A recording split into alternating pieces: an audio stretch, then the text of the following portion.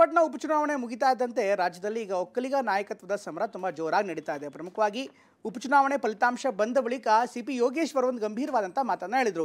ಈಗೇನಿದ್ರು ಹಳೆ ಮೈಸೂರು ಭಾಗದಲ್ಲಿ ದೇವೇಗೌಡರ ಕುಟುಂಬದ ನಾಯಕತ್ವ ಅಥವಾ ಪಾರುಪತ್ಯ ಅಂತ್ಯವಾಗಿದೆ. ಈಗ ಅದೆಲ್ಲವೂ ಕೂಡ ಅಂದರೆ ಒಕ್ಕಲಿಗರ ನಾಯಕತ್ವವನ್ನು ಡಿ ಕೆ ಶಿವಕುಮಾರ್ ವಹಿಸ್ತಾ ಇದ್ದಾರೆ ಅನ್ನುವಂಥ ಮಾತನ್ನು ಹೇಳಿದ್ದಾರೆ. ಇದೇ ವಿಚಾರಕ್ಕೆ ಸಂಬಂಧಪಟ್ಟಂತೆ ಕಾಂಗ್ರೆಸ್ ಮತ್ತು ಬಿಜೆಪಿ ನಾಯಕರ ನಡುವೆ ಆರೋಪ ಪ್ರತ್ಯಾರೋಪ ಬಲವಾಗಿ ಕೆಳಬಂದಿದೆ.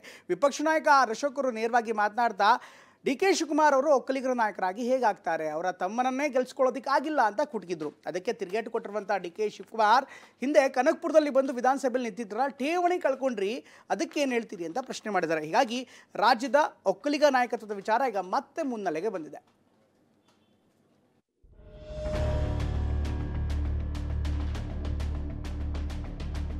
ಅದ ಸ್ಪಷ್ಟವಾಗಿ ದೇವೇಗೌಡರು ಸ್ವಾರ್ಥಿ, ಅವರಿಂದ ಬಿಟ್ಟು ಹೋಗಿದ್ರೆ ಹೊರತು ಅವ್ರ ಜೊತೆಲಿ ಇತ್ಕೊಂಡು ಯಾರೂ ಬೆಳೆದಿಲ್ಲ. ಮುಂದುವರ್ಕೊಂಡು ಬಂದಂತ ಭಾಗ ಕುಮಾರಸ್ವಾಮಿ ಅವರದ್ದು.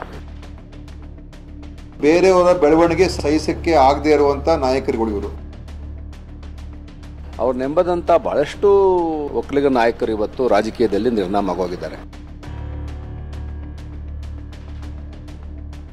ಬಿಜೆಪಿಯಿಂದ ಕ್ಯಾಂಡಿಡೇಟ್ ತಗೊಂಡು ಒಕ್ಕಲಿಗ ನಾಯಕತ್ವ ಬಂದಿದೆ ಅಂದ್ರೆ ಏನರ್ಥ? ಬಿಚ್ಚಿ ಹೊಡಿತೀನಿ ಅಂತ ಬಂದಿದ್ದಾರಪ್ಪ, ಕುಸ್ತಿ ಮಾಡ್ತೀನಿ ಅಂತ. ನೀರ್ ಕನಕಪುರಕ್ಕೆ ಬಂದು ಎಷ್ಟು ಡೆಪಾಸಿಟ್ ತಗೊಂಡಪ್ಪ? ನಿಮ್ಗೆ ಒಕ್ಕಲಿಗ ನಾಯಕತ್ವ ಇದ್ದ ಪಾರ್ಲಿಮೆಂಟ್ ಎಲೆಕ್ಷನ್ ಅಲ್ಲಿ ಯಾಕೆ ಸೋತ್ರಿ ನೀವು? ಆ ಸೋತದ ಕೊಂಡಿಗಳು ಒಂದೊಂದೇ ಕಳ್ಕೊತಾ ಇದ್ದ. ಒಕ್ಕಲಿಗ ನಾಯಕತ್ವ ರಾಜ್ಯ ರಾಜಕೀಯದಲ್ಲಿ ಒಕ್ಕಲಿಗ ನಾಯಕತ್ವದ ಚರ್ಚೆ ಮತ್ತೆ ಮುನ್ನೆಲೆಗೆ ಬಂದಿದೆ. ಚನ್ನಪಟ್ಟಣ ಉಪಚುನಾವಣೆಯಲ್ಲಿ ನಿಖಿಲ್ ಕುಮಾರಸ್ವಾಮಿ ಸೋಲಿನ ಬಳಿಕ ಇಂಥದ್ದೊಂದು ಚರ್ಚೆ ನಡೀತಿದೆ. ಸಿಪಿ ಯೋಗೇಶ್ವರ್ ಗೆಲುವಿನ ಬಳಿಕ ಟಿವಿ9ಗೆ ನೀಡಿದ್ದ ಹೇಳಿಕೆಯಲ್ಲಿ ಎಚ್ಡಿಡಿ ಕುಮಾರಸ್ವಾಮಿಯಿಂದ ಒಕ್ಕಲಿಗ ನಾಯಕರು ನಿರ್ನಾಮವಾಗಿದ್ದಾರೆ ಅಂತ ಗುಡುಗಿದ್ರು. ಅದ ಸ್ಪಷ್ಟವಾಗಿ ದೇವೇಗೌಡರು ಸ್ವಾರ್ಥಿ. ರಾಜಕೀಯ ಜೀವನದಲ್ಲಿ ಬಹಳಷ್ಟು ಜನ ಒಕ್ಕಲಿಗರ ನಾಯಕರನ್ನ ರಾಜಕೀಯವಾಗಿ ಮುಗಿಸಿದ್ರು ಅನ್ನೋದು ಆಪಾದನೆ ಇದೆ. ಕುಮಾರಸ್ವಾಮಿನೂ ಅದೇ ಒಂದು ಮುಂದುವರ್ಕೊಂಡು ಬಂದಂಥ ಭಾಗ ಕುಮಾರಸ್ವಾಮಿ ಅವರದ್ದು. ಅವ್ರು ನೆಂಬದಂಥ ಬಹಳಷ್ಟು ಒಕ್ಕಲಿಗ ನಾಯಕರು ಇವತ್ತು ರಾಜಕೀಯದಲ್ಲಿ ನಿರ್ನಾಮವಾಗಿದ್ದಾರೆ. ಒಕ್ಕಲಿಗ ನಾಯಕರು ನಿರ್ನಾಮ ಆಗಿದ್ದಾರೆ. ಒಕ್ಕಲಿಗರೇ ನಿರ್ಣಾಯಕವಾಗಿದ್ದ ಚನ್ನಪಟ್ಟಣ ಯುದ್ಧ ಗೆದ್ದ ಬಳಿಕ ಡಿಕೆ ಬ್ರದರ್ಸ್ ವರ್ಚಸ್ಸು ಕೂಡ ಹೆಚ್ಚಾಗಿರೋದ್ರಲ್ಲಿ ಅನುಮಾನವಿಲ್ಲ. ಇವತ್ತು ಈ ಬಗ್ಗೆ ಮಾತನಾಡಿದ ವಿಪಕ್ಷ ನಾಯಕ ಅಶೋಕ್, ಡಿಕೆ ಒಕ್ಕಲಿಗ ಲೀಡರ್ ಅಲ್ಲ, ಯಾವತ್ತೂ ಆಗಲು ಸಾಧ್ಯವೂ ಇಲ್ಲ ಅಂತ ಹೇಳಿದ್ರು. ಇದಕ್ಕೆ ತಿರುಗೇಟು ಕೊಟ್ಟಿರೋ ಡಿಸಿಎಂ ಡಿಕೆ, ಅಶೋಕಣ್ಣ ಕನಕಪುರಕ್ಕೆ ಬಂದು ನಿಂತಾಗ ಎಷ್ಟು ಬಂತಯ್ಯ ನಿನಗೆ ಅಂತ ಕಾಲೆಳೆದಿದ್ದಾರೆ. ಬಿಜೆಪಿಯಿಂದ ಕ್ಯಾಂಡಿಡೇಟ್ ತಗೊಂಡು ಒಕ್ಕಲಿಗ ನಾಯಕತ್ವ ಬಂದಿದೆ ಅಂದ್ರೆ ಏನರ್ಥ?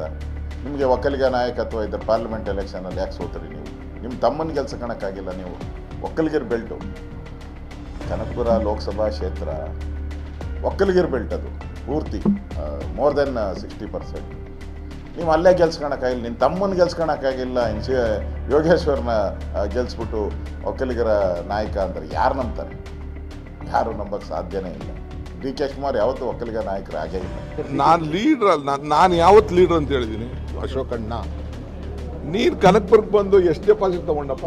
ರೆವಿನ್ಯೂ ಮಿನಿಸ್ಟರ್ ಇರಬೇಕು. ನೀನು ಬಂದಿದ್ದಲ್ಲಪ್ಪ ನನ್ನ ಮೇಲೆ ಕುಸ್ತಿ ಮಾಡ್ತೀನಿ ಅಂತ, ಡಿಚ್ಚಿ ಹೊಡಿತೀನಿ ಅಂತ ಬಂದಿದ್ದಲ್ಲಪ್ಪ, ಎಷ್ಟು ಓಟ್ ಬಂತ ನಿನಗೆ? ಸುಮ್ಮನೆ ಯಾಕೆ ಇವೆಲ್ಲ ಮಾತಾಡ್ತೇವೆ? ಆಯ್ತಪ್ಪ, ನನ್ನ ತಮ್ಮ ಅಂತೂ ಸೋತಿರೋದು ನಿಜ. ಆ ಸೋತದ ಕೊಂಡಿಗಳು ಒಂದೊಂದೇ ಕಳ್ಕೊತಾ ಇದ್ದ. ಇನ್ನು ಈ ಬಗ್ಗೆ ದೆಹಲಿಯಲ್ಲಿ ಪ್ರತಿಕ್ರಿಯೆ ನೀಡಿರುವ ಸಂಸದ ಡಾಕ್ಟರ್ ಸುಧಾಕರ್, ಮೊದಲಿನಿಂದಲೂ ಡಿಕೆಶಿ ಒಕ್ಕಲಿಗ ನಾಯಕರೇ, ಒಂದು ಉಪಚುನಾವಣೆ ಗೆದ್ದ ಕೂಡಲೇ ಒಕ್ಕಲಿಗ ನಾಯಕತ್ವ ಬರುತ್ತೆ ಅಂತ ಹೇಳೋಕ್ಕಾಗಲ್ಲ ಅಂತ ಟಾಂಟ್ ಕೊಟ್ಟಿದ್ದಾರೆ. ಇತ ಜೆಡಿಎಸ್ನಲ್ಲಿ ಯಾರನ್ನೂ ಬೆಳೆಯೋದಕ್ಕೆ ಬಿಡೋದಿಲ್ಲ ಅಂತ ಬೆಂಗಳೂರಿನಲ್ಲಿ ಸಚಿವ ದಿನೇಶ್ ಗುಂಡೂರಾವ್ ಹೇಳಿದ್ದಾರೆ. ಒಂದು ಉಪಚುನಾವಣೆಯಲ್ಲಿ ಗೆದ್ದ ಕೂಡಲೇ ಇಡೀ ರಾಜ್ಯದ ನಾಯಕತ್ವ ಒಬ್ಬರಿಗೆ ಬರುತ್ತೆ ಅಂತ ಹೇಳೋದು ಸರಿಯಲ್ಲ. ಮತ್ತು ಯಾವಾಗಲೂ ಕೂಡ ಒಕ್ಕಲಿಗ ಮತದಾರರು ಒಂದೇ ಕಡೆ ಹೋಗಿಲ್ಲ, ಯಾವಾಗಲೂ ಹೋಗಿಲ್ಲ. ಯಾವಾಗ ಮುಖ್ಯಮಂತ್ರಿಗಳಾಗುವಂಥ ಅವಕಾಶ ಇದ್ದಾಗ ಹೆಚ್ಚಿನ ಪ್ರಮಾಣದಲ್ಲಿ ಒಬ್ಬರಿಗೆ ಸಹಕಾರ ಕೊಡ್ತಾರೆ. ಬೇರೆ ಯಾರಾದ್ರೂ ಅವ್ರದೇ ಸಮುದಾಯದ ಯಾರಾದ್ರೂ ಒಬ್ಬರಾದ್ರೂ ಬೆಳೆಯೋದಕ್ಕೆ ಬಿಟ್ಟಿದ್ದಾರೆ. ಅವರು ಯಾರಾದ್ರೂ ಬೆಳೆದಿದ್ದಾರೆ ಎಲ್ಲ ಬಿಟ್ಟು ಹೋಗಿದ್ದಾರೆ. ಅವರಿಂದ ಬಿಟ್ಟು ಹೋಗಿದ್ದಾರೆ ಹೊರತು ಅವ್ರ ಜೊತೆಲಿ ಇತ್ಕೊಂಡು ಯಾರೂ ಬೆಳೆದಿಲ್ಲ.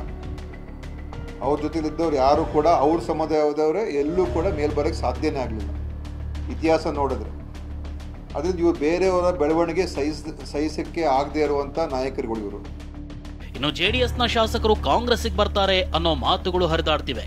ಈ ಬಗ್ಗೆ ಕಾಂಗ್ರೆಸ್ ನಾಯಕರು ಒಬ್ಬೊಬ್ಬರು ಒಂದೊಂದು ರೀತಿಯ ಹೇಳಿಕೆ ಕೊಟ್ಟಿದ್ದಾರೆ. ನೋಡಿ, ಒಳ್ಳೆ ಜನ ಬಂದರೆ ಸೇರಿಸ್ಕೊಳ್ಬೇಕು. ಯಾಕಂದರೆ ನಮಗೂ ಕೂಡ ಒಳ್ಳೆ ಜನ ಬಂದರೆ ನಾವು ಸೇರಿಸ್ಕೊಳ್ತೀವಿ. ಬಂದರೆ ಒಳ್ಳೆಯದು. ಇವತ್ತು ಕಾಂಗ್ರೆಸ್ಸು ನಮಗೆ ಯಾವುದೇ ರೀತಿಯ ಅದರ ಜಾತ್ಯತೀತ ನಿಲುವು ಇರಬೇಕಷ್ಟೇ, ಮತ್ತು ಒಂದು ಸಾಮಾಜಿಕ ನ್ಯಾಯಕ್ಕೆ ಒತ್ತು ಕೊಡಬೇಕು. ಕಾಂಗ್ರೆಸ್ ಪಕ್ಷ ಅಷ್ಟೊಂದು ದುರ್ಗತಿನಲ್ಲಿಲ್ಲ. ಬೇರೆಯವ್ರಿಗೆಲ್ಲ ಕರ್ಕೊಂಡ್ಬಂದು ಇರೋ ಸ್ಥಿತಿ ಚೆನ್ನಾಗಿದೆ, ಮುಂದೆ ಹೋಗ್ತಾ ಇರ್ತದೆ. ಈಗ ಅವ್ರು ಮಾಡಿರೋ ತಪ್ಪನ್ನೇ ನಾವು ಮಾಡಿದ್ರೆ ನಮಗೂ ಅವ್ರಿಗೇನು ವ್ಯತ್ಯಾಸ ಇದೆ? ಜೆಡಿಎಸ್ನ 12-13 ಶಾಸಕರು ಪಕ್ಷದ ವಿಚಾರದಲ್ಲಿ ಬೇಸರಗೊಂಡಿದ್ದಾರೆ ಅಂತ ಮೈಸೂರಿನಲ್ಲಿ ಕೇಂದ್ರದ ಮಾಜಿ ಸಚಿವ ಸಿಎಂ ಇಬ್ರಾಹಿಂ ಹೇಳಿದ್ದಾರೆ. ಆದರೆ ನೀವು ಅದೇನು ಮಾಡ್ತೀರಿ ಮುಂದೆ ಗೊತ್ತಿಲ್ಲ. ಆದರೆ ನಾವು ಕೂರಕ್ಕಾಗಲ್ಲ. ಈಗ ಅನೇಕ ಜನ ಜನತಾದಳ ಶಾಸಕರು ನಮ್ಮ ಸಂಪರ್ಕದಲ್ಲಿದ್ದಾರೆ. ಸೊ ಮುಂದೆ ನಾವೊಂದು ಹೆಜ್ಜೆಯನ್ನು ಇಡಲೇಬೇಕಾಗುತ್ತೆ.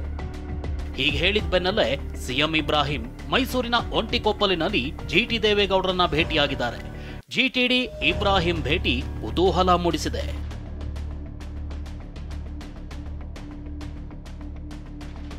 ಚನ್ನಪಟ್ಟಣ ಸೋಲಿನ ಬಳಿಕ ಜೆಡಿಎಸ್ ಅಸ್ತಿತ್ವ ಹಾಗೂ ಒಕ್ಕಲಿಗ ನಾಯಕತ್ವದ ಬಗ್ಗೆ ಚರ್ಚೆ ನಡೀತಿದೆ.